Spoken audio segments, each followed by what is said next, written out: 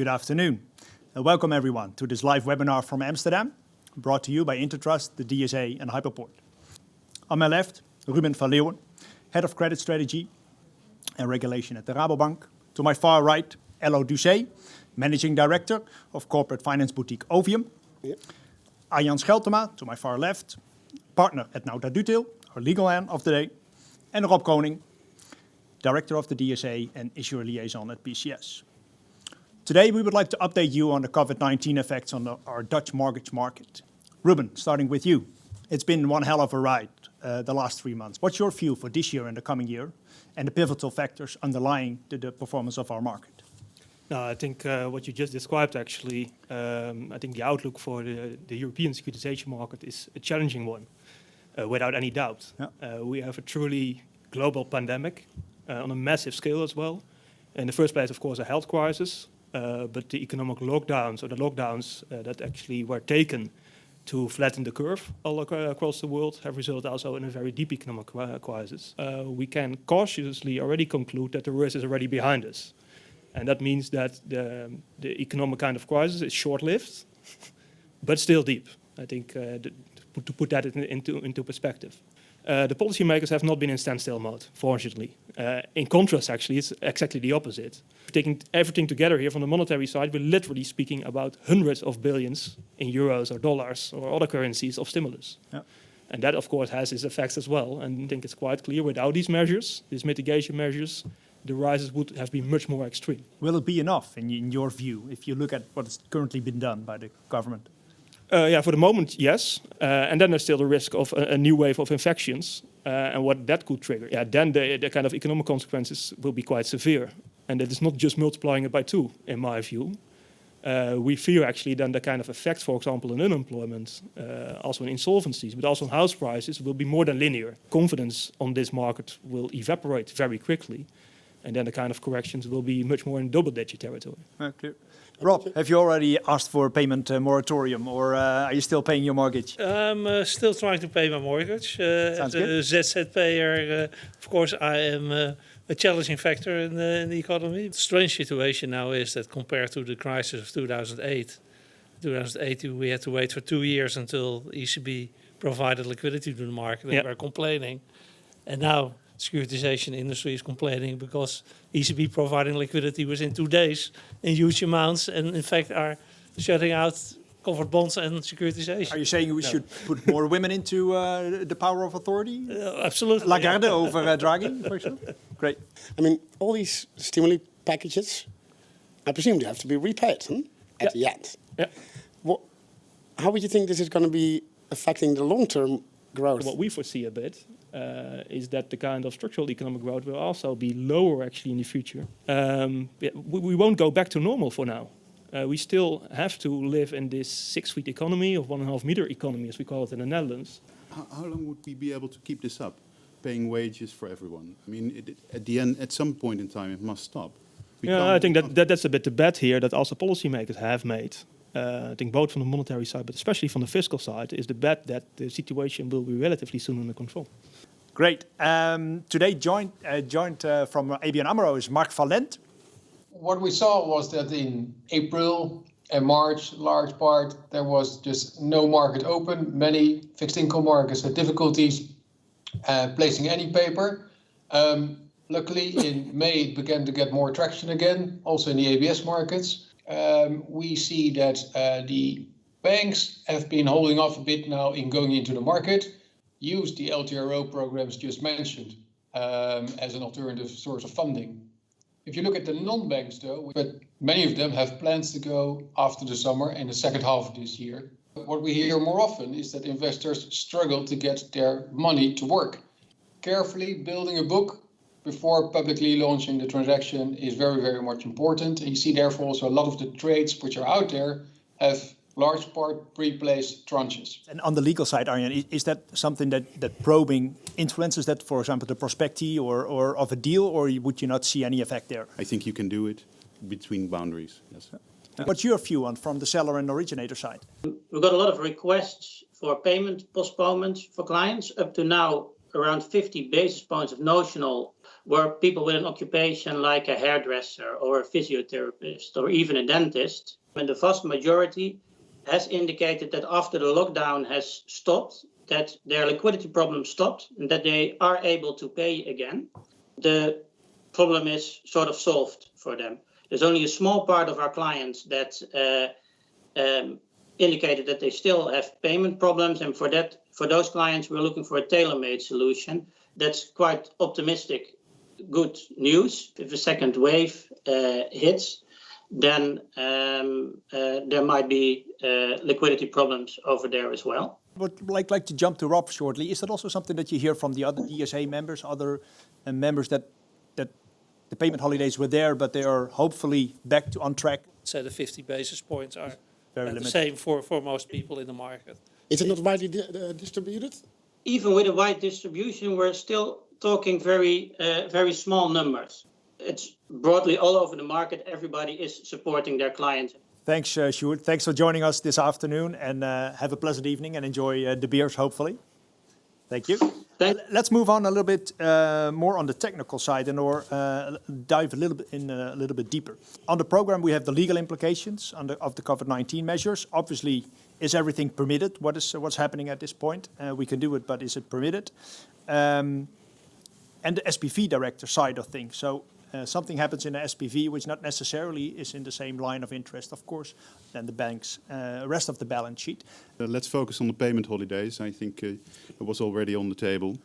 Payment holidays, there's not much legal guidance in that respect. You do see the EBA guidelines being published for banks. So the European Banking Association has provided guidelines for banks how to treat payment holidays on their balance sheet and their regulatory capital. Also for securitizations, so for banks who hold securitizations.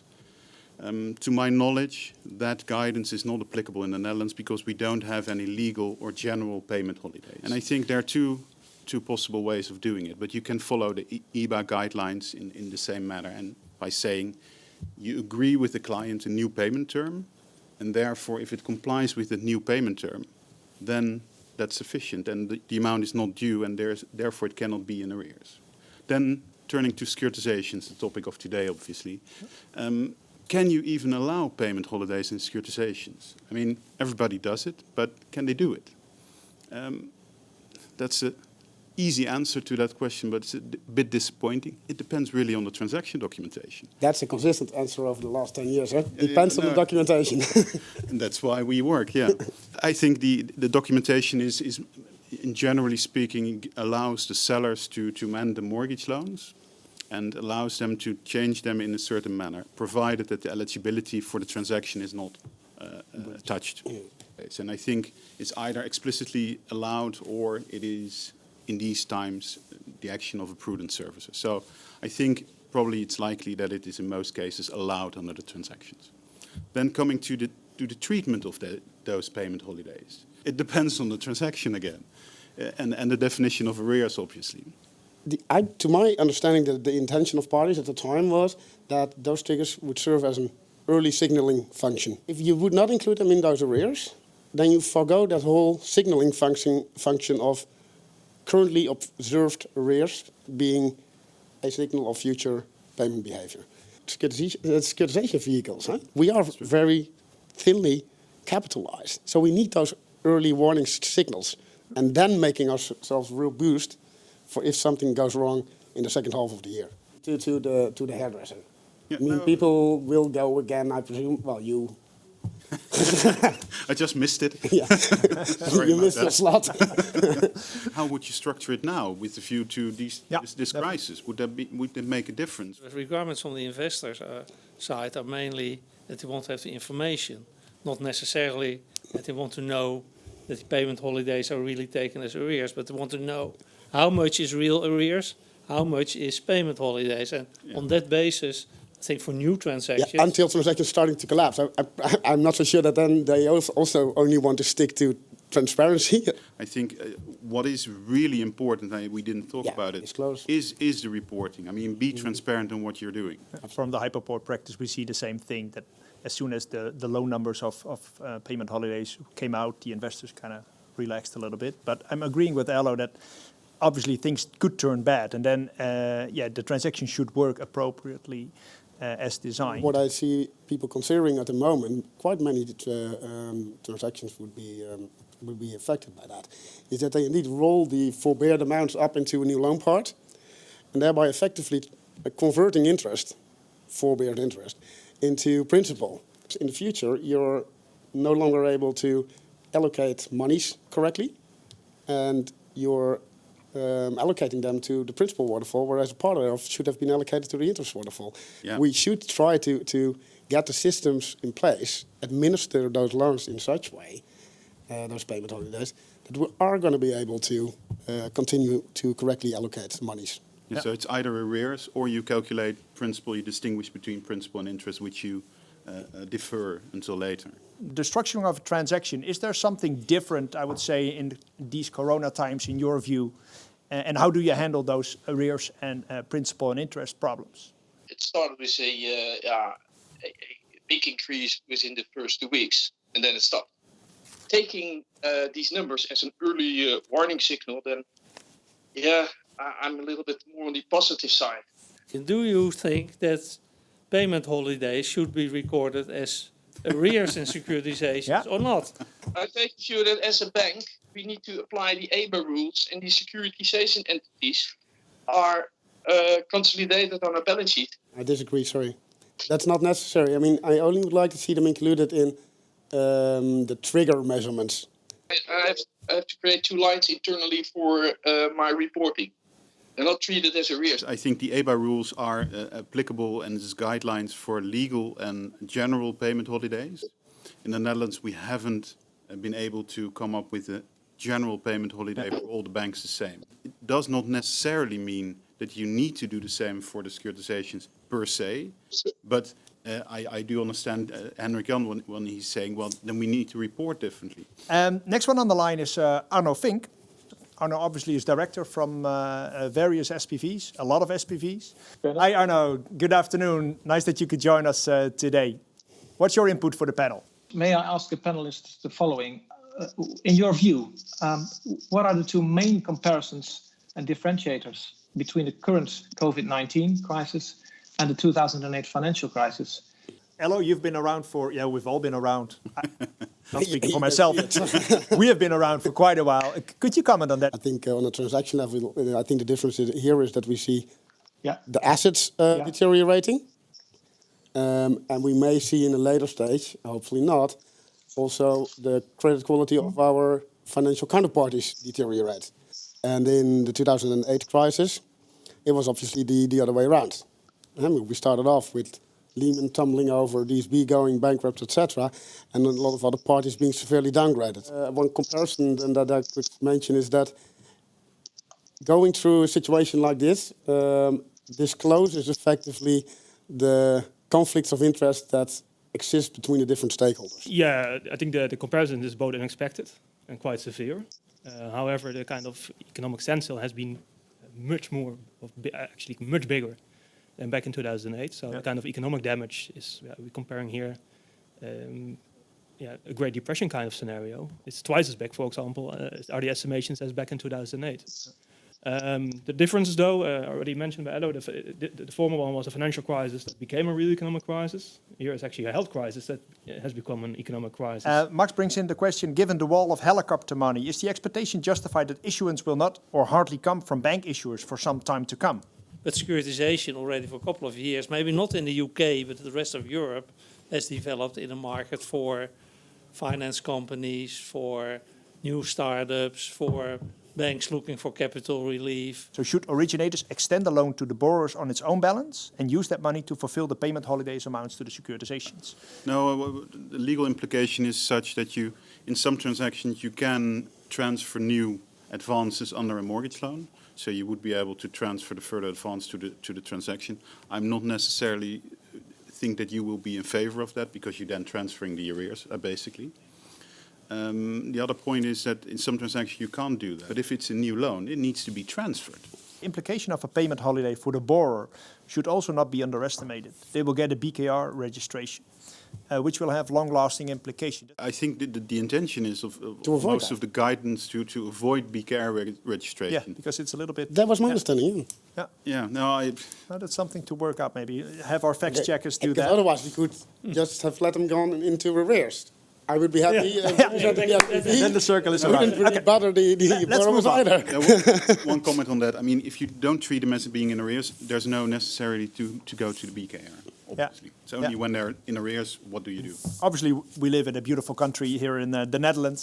And we thought it might be interesting that we comment a little bit on what's special to the Netherlands compared to the rest of Europe. It's not only different per jurisdiction how the payment holidays develop, but also within a jurisdiction. Very different how it develops for self-employed and non-self-employed. Yeah, transparency and disclosure. We would like to know more.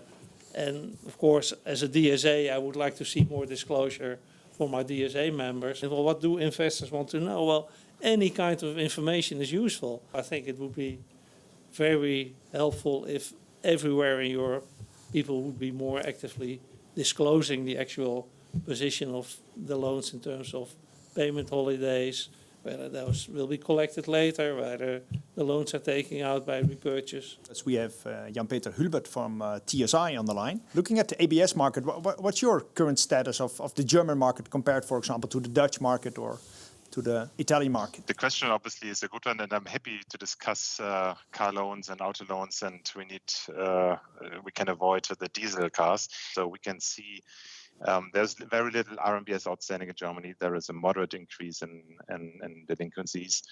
The same applies for auto loans. There we even have a flat development, so delinquencies are flat in this asset class. Interestingly, in consumer loans, delinquencies are even going down. And on the other hand side, you have equipment leasing, commercial leasing, where you can see already a significant impact on delinquencies going up. So far, we see a very stable development. But I mean, my only comment, but not only about Germany, but pan-European, is I would like to see just some more basic disclosure. And I fully agree with you that disclosure and transparency is key. And I think it is in the responsibility of originators to provide the transparency. And we have seen a very diverse picture because how do they treat the underlying asset itself? Do they grant payment holidays upon request? Do they check for it or not? And then in the second step, from originator to originator, from structure to structure, you have different mechanisms. Legally, from a documentation point of view, but also from the data and IT system perspective, what is possible. And I think it's also in the interest of investors that originators do make transparent what they are doing in this as much as they can. I agree with this.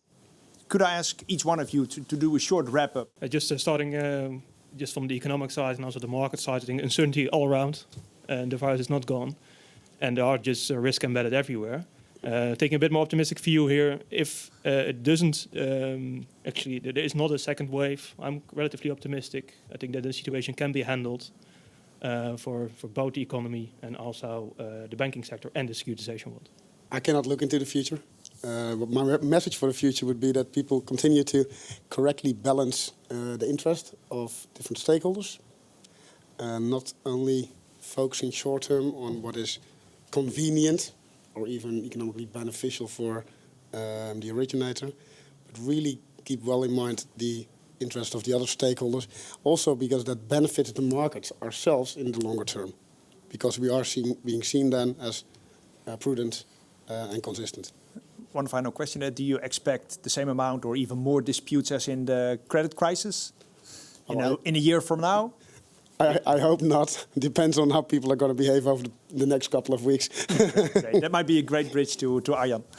Yeah, I don't know. I think we're not nearly there yet. I think the government is supporting everything, and it can't last forever.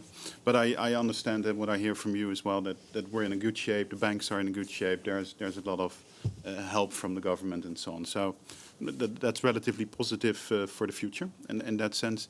And I think the only thing to add is do be transparent. Report like you should. That's fair. And allocate correctly. Well, certainly, yeah. Allocate. That's a clever one. Listening to what Mark van Lent told us earlier today, I mean, I'm quite optimistic, in fact, about the Dutch securitization market. My guess will be that for this year we could easily get between 15 and 20 transactions. And in this new situation, we are weathering the whole Corona COVID situation quite well. Thanks very much. And we hope to see you all very soon. For now, from Amsterdam, we say cheers, gentlemen. And we hope you enjoy the drinks at home. Cheers. Thanks so much. Bye-bye. Cheers.